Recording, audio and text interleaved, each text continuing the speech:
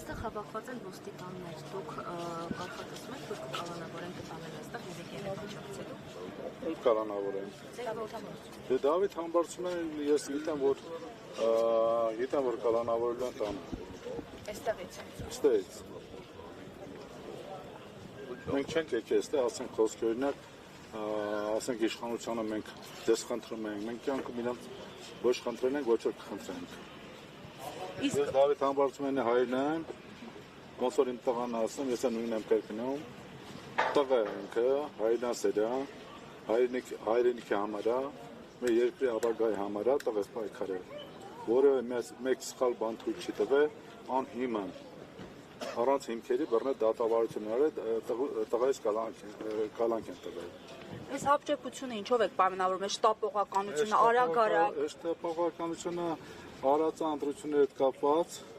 ինքը անի այդ իմպիչմենտի վարչապետի թեկնածուի հենց պահը եղավ, դրանից հետո սկսեցին